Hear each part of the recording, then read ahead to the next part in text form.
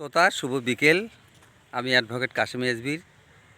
আমি এই মুহূর্তে দাঁড়িয়ে আছি ফুলছড়ি উপজেলার গজারিয়া গ্রামে, যেখানে এখন ফুলছড়ি উপজেলাটা গড়ে উঠেছে এবং পাশাপাশি আমার সামনে যেটা নদী দেখতেছি এটা হচ্ছে ব্রহ্মপুত্র নদী। তো মূলত এবং এই যে সামনে যে বাঁধটা আমরা দেখতেছি, এই বাঁধটা টি বাঁধ।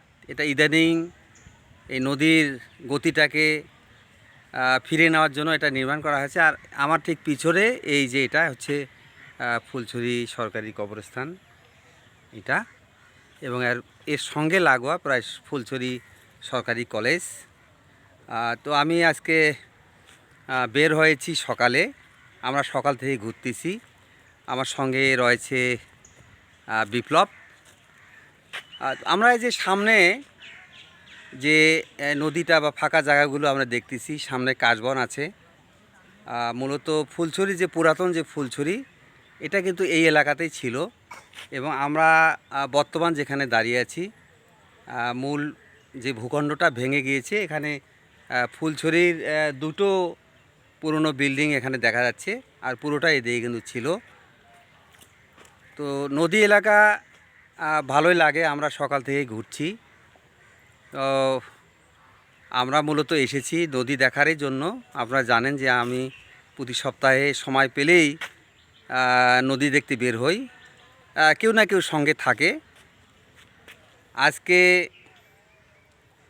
আমরা সকাল থেকে যে নদী দেখতে দেখতে নদীর যে ব্রহ্মপুত্রের যে বাঁধ, এই ধরে ধরেই কিন্তু আমরা এত দূর এসেছি। আমার সঙ্গে রয়েছে বিপ্লব। আমরা একটু বিপ্লবের কাছে শুনবো যে বিপ্লব, কেমন লাগছে একটু অনুভূতি। আমরা যে ঘুরলাম দীর্ঘক্ষণ একসঙ্গে, কেমন লাগছে? না ভাই, আমি আসলে আপনাকে বরাবরই আগেও বলছি যে নদী মানেই আমার কাছে একটা ভালো লাগার জিনিস। তো সেখানে আজকে আমরা বাঁধ ধরে ধরে, আমি আসলে কখনোই যে বাঁধ ধরে সেই কত দূর থেকে ফুলছড়ি পর্যন্ত এত দূর আসিনি। আসতে গিয়ে দেখা গেল যে শুধু বাঁধ না, গ্রামের মধ্যে ঢুকে গেলাম। সেখানে কত মানুষের সাথে দেখা হলো, কত কথা হলো, গ্রামের মানুষ কত আন্তরিক, সেটাও আমরা বুঝলাম আরও নতুন করে। এটা তো অবশ্যই সবসময় আমাদের কিন্তু আজকে আজকে কিন্তু আমাদের একটা কিছুটা নতুন অভিজ্ঞতার সঞ্চয় হলো। সেটা হলো কি, আমরা প্রায় বারাসি ঘাট থেকে একদম এখানে যে ফুলছড়িতে দাঁড়িয়ে আছি, আমরা কিন্তু বাদ দিয়ে এসেছি, বিভিন্ন জনপদ অতিক্রম করে বাদ দিয়ে আমরা এসেছি। কত মোড়ে দেখলাম, মোড়ে বসলাম, তারপরে গ্রামের মধ্যে দিয়ে যে ঢুকে গেলাম, সেখানে মানুষজনদের সাথে কথা বললাম, ছেলে মেয়ে সবার সাথেই। তো তারাও আমাদেরকে অনেক হৃদ্যতা দেখালো। তো এটা তো অবশ্যই খুব ভালো লাগার একটা ব্যাপার। তো এটা তো সবসময়ই খুব ভালো লাগার বিষয়।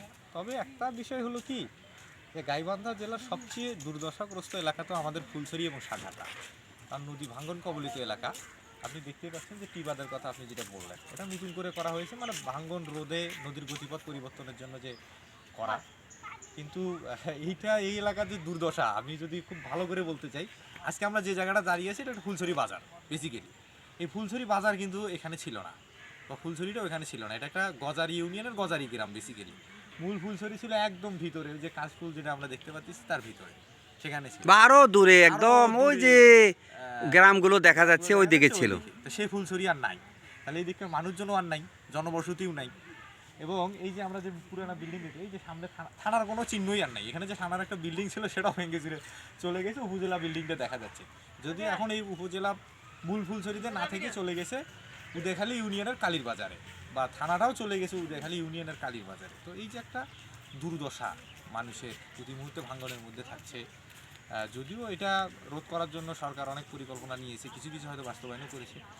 তবে এটা আমাদের কাছে, যারা আমরা শহর থেকে আসি, বাইরে থেকে আসি, এটা আমাদের কাছে খুব খারাপ লাগার যে এখানকার মানুষের জনজীবন দেখেন, কোনো সুবিধা নাই, নাগরিক সুবিধা নাই, বা চরের মধ্যে কি যন্ত্রণা, যেতেও পারতেছে না, বলতে আমরা এখানে দেখতেছি নিয়ে যাচ্ছে। তো এখানে কিন্তু এখন এখন যেটা দেখা যাচ্ছে যে আমরা কিন্তু এখান থেকে দেখতে পাচ্ছি যে এই চরগুলোতে কিন্তু এখন একটু মানে আবাদও কৃষি ফলনও হচ্ছে।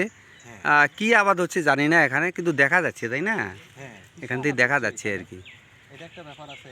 তো দর্শক, তো আমরা দেখতেছি যে টি বাঁধটা যে হয়েছে, এই টি বাঁধের ঠিক পুরো পাশ দিয়েই কিন্তু মূল নদীর যে স্রোতধারা, এটা এখনও চলমান রয়েছে এবং ওখান দিয়ে প্রচুর স্রোত আছে। এবং এই যে আমরা দূরে যে গ্রামগুলো দেখছি, এই গ্রামের পূর্ব পাশেও কিন্তু এই নদীর বিভিন্ন শাখা প্রশাখা রয়েছে। তো আমরা ওইদিকে যাওয়ার হয়তো আমাদের সেই সুযোগ এখন নাই। এই দেখেন বরাবর সেই চরের সুন্দর কাশবন, খুব যেতে ইচ্ছা করছে কাশবনে, কিন্তু আসলে যাওয়ার সেই সুযোগ নেই, রাস্তা নেই। অবশ্য এখানে নৌকা দেখা যাচ্ছে, নৌকা ইচ্ছে করলে যাওয়া যায়। আমরা চেষ্টা করব যে নৌকায় যাওয়ার জন্য আমরা কাশবনগুলোতে পৌঁছানোর চেষ্টা করব।